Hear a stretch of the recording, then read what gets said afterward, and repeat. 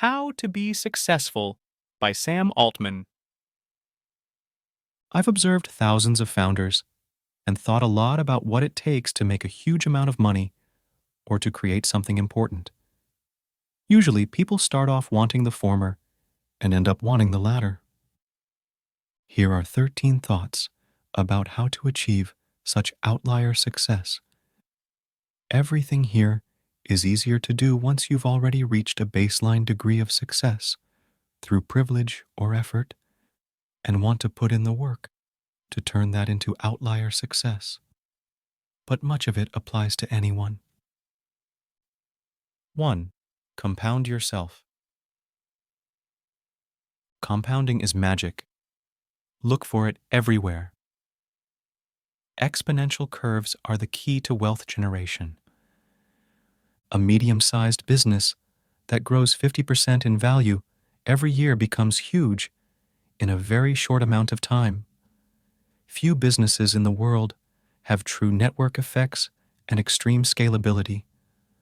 But with technology, more and more will. It's worth a lot of effort to find them and create them. You also want to be an exponential curve yourself. You should aim for your life to follow an ever-increasing up and to the right trajectory. It's important to move towards a career that has a compounding effect. Most careers progress fairly linearly. You don't want to be in a career where people who have been doing it for 2 years can be as effective as people who have been doing it for 20. Your rate of learning should always be high. As your career progresses, each unit of work you do should generate more and more results. There are many ways to get this leverage, such as capital, technology, brand, network effects, and managing people. It's useful to focus on adding another zero to whatever you define as your success metric: money, status, impact on the world, or whatever. I am willing to take as much time as needed between projects to find my next thing. But I always want it to be a project that, if successful, will make the rest of my career look like a footnote. Most people get bogged down in linear opportunities. Be willing to let small opportunities go to focus on potential step changes. I think the biggest competitive advantage in business, either for a company or for an individual's career, is long-term thinking with a broad view of how different systems in the world are going to come together. One of the notable aspects of compound growth is that the furthest out years are the most important. In a world where almost no one takes a truly long-term view, the market richly rewards those who do. Trust the exponential, be patient, and be pleasantly surprised. 2. Have almost too much self-belief. Self-belief is immensely powerful. The most successful people I know believe in themselves, almost to the point of delusion.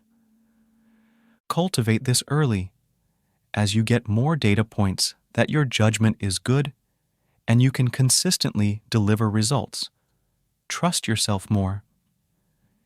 If you don't believe in yourself, it's hard to let yourself have contrarian ideas about the future. But this is where most value gets created. I remember when Elon Musk took me on a tour of the SpaceX factory many years ago. He talked in detail about manufacturing every part of the rocket, but the thing that sticks in memory was the look of absolute certainty on his face when he talked about sending large rockets to Mars. I left thinking, so that's the benchmark for what conviction looks like. Managing your own morale and your team's morale is one of the greatest challenges of most endeavors. It's almost impossible without a lot of self-belief. And unfortunately, the more ambitious you are, the more the world will try to tear you down. Most highly successful people have been really right about the future at least once at a time when people thought they were wrong. If not, they would have faced much more competition. Self-belief must be balanced with self-awareness. I used to hate criticism of any sort and actively avoided it. Now I try to always listen to it with the assumption that it's true and then decide if I want to act on it or not.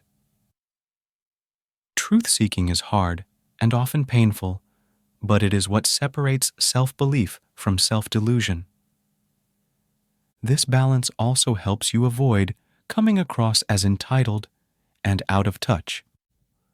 3. Learn to think independently. Entrepreneurship is very difficult to teach because original thinking is very difficult to teach. School is not set up to teach this. In fact, it generally rewards the opposite, so you have to cultivate it on your own. Thinking from first principles and trying to generate new ideas is fun, and finding people to exchange them with is a great way to get better at this. The next step is to find easy, fast ways to test these ideas in the real world. I will fail many times, and I will be really right once, is the entrepreneur's way. You have to give yourself a lot of chances to get lucky.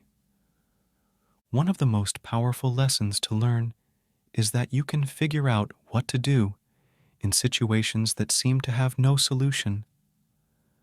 The more times you do this, the more you will believe it. Grit comes from learning. You can get back up after you get knocked down. 4. Get good at sales. Self-belief alone is not sufficient. You also have to be able to convince other people of what you believe. All great careers, to some degree, become sales jobs. You have to evangelize your plans to customers, prospective employees, the press, investors, etc. This requires an inspiring vision, strong communication skills, some degree of charisma, and evidence of execution ability. Getting good at communication, particularly written communication, is an investment worth making. My best advice for communicating clearly is to first make sure your thinking is clear and then use plain, concise language. The best way to be good at sales is to genuinely believe in what you're selling. Selling what you truly believe in feels great, and trying to sell snake oil feels awful. Getting good at sales is like improving at any other skill.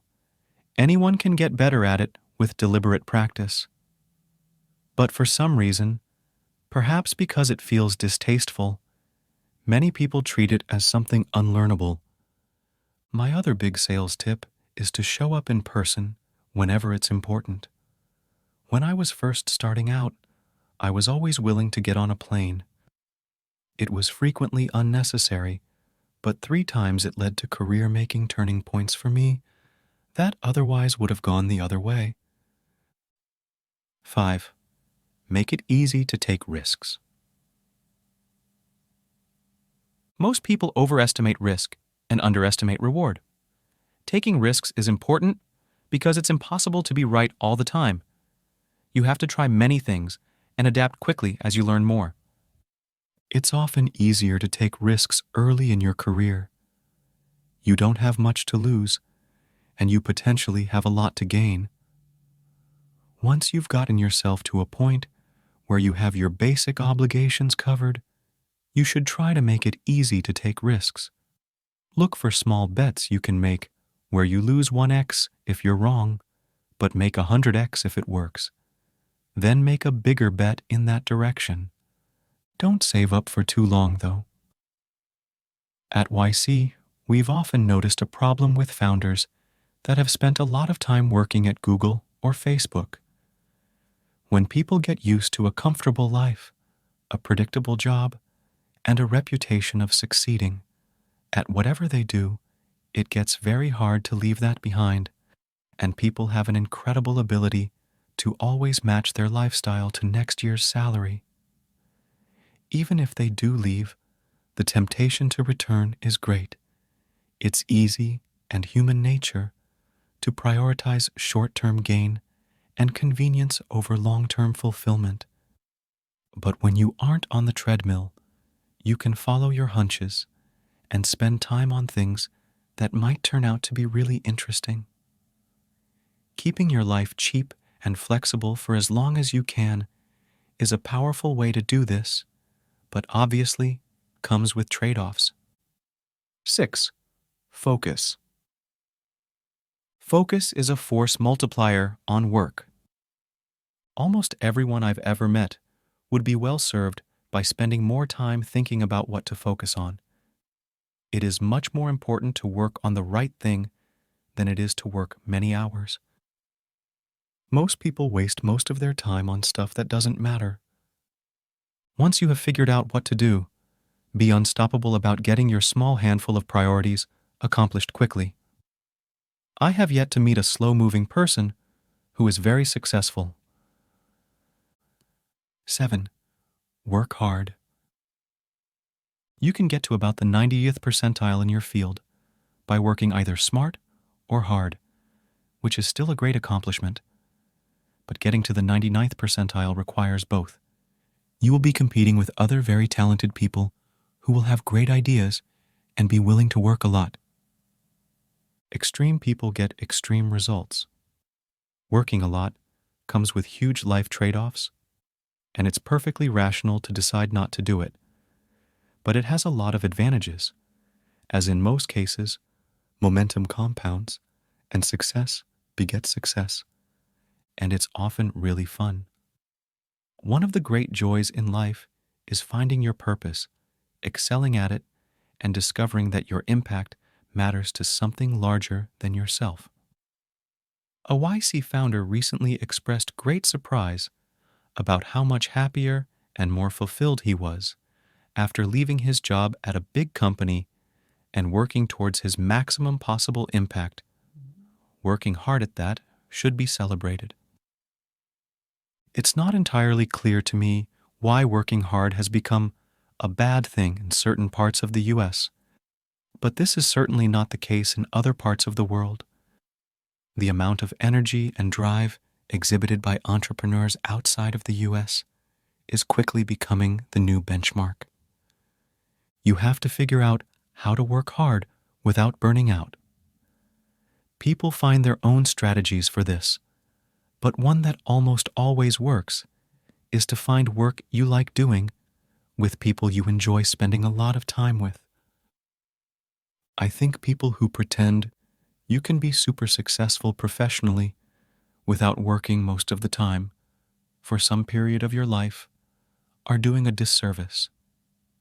In fact, work stamina seems to be one of the biggest predictors of long-term success. One more thought about working hard. Do it at the beginning of your career. Hard work compounds like interest, and the earlier you do it, the more time you have for the benefits to pay off. It's also easier to work hard when you have fewer other responsibilities, which is frequently, but not always the case when you're young. 8. Be bold. I believe that it's easier to do a hard startup than an easy startup. People want to be part of something exciting and feel that their work matters. If you are making progress on an important problem, you will have a constant tailwind of people wanting to help you. Let yourself grow more ambitious, and don't be afraid to work on what you really want to work on. If everyone else is starting meme companies, and you want to start a gene editing company, then do that and don't second guess it. Follow your curiosity. Things that seem exciting to you will often seem exciting to other people too. 9. Be willful. A big secret is that you can bend the world to your will a surprising percentage of the time. Most people don't even try, and just accept that things are the way that they are. People have an enormous capacity to make things happen. A combination of self-doubt, giving up too early, and not pushing hard enough prevents most people from ever reaching anywhere near their potential. Ask for what you want. You usually won't get it, and often the rejection will be painful. But when this works, it works surprisingly well. Almost always, the people who say, "I am going to keep going until this works, and no matter what the challenges are, I'm going to figure them out," and mean it, go on to succeed. They are persistent long enough to give themselves a chance for luck to go their way. Airbnb is my benchmark for this. There are so many stories they tell that I wouldn't recommend trying to reproduce. Keeping maxed out credit cards in those 9-slot 3-ring binder pages kids use for baseball cards, eating dollar store cereal for every meal, battle after battle, with powerful entrenched interest, and on and on. But they managed to survive long enough for luck to go their way. To be willful, you have to be optimistic. Hopefully, this is a personality trait that can be improved with practice. I have never met a very successful pessimistic person. 10. Be hard to compete with. Most people understand that companies are more valuable if they are difficult to compete with. This is important and obviously true. But this holds true for you as an individual as well. If what you do can be done by someone else, it eventually will be, and for less money. The best way to become difficult to compete with is to build up leverage. For example, you can do it with personal relationships, by building a strong personal brand, or by getting good at the intersection of multiple different fields. There are many other strategies, but you have to figure out some way to do it. Most people do whatever most people they hang out with do. This mimetic behavior is usually a mistake. If you're doing the same thing everyone else is doing, you will not be hard to compete with. 11. Build a network. Great work requires teams.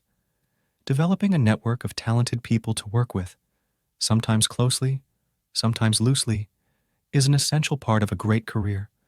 The size of the network of really talented people you know often becomes the limiter for what you can accomplish. An effective way to build a network is to help people as much as you can. Doing this over a long period of time is what lead to most of my best career opportunities and 3 of my 4 best investments. I'm continually surprised how often something good happens to me because of something I did to help a founder 10 years ago. One of the best ways to build a network is to develop a reputation for really taking care of the people who work with you. Be overly generous with sharing the upside. It will come back to you 10x. Also, learn how to evaluate what people are great at and put them in those roles. This is the most important thing I have learned about management, and I haven't read much about it. You want to have a reputation for pushing people hard enough that they accomplish more than they thought they could, but not so hard they burn out. Everyone is better at some things than others. Define yourself by your strengths, not your weaknesses. Acknowledge your weaknesses and figure out how to work around them, but don't let them stop you from doing what you want to do.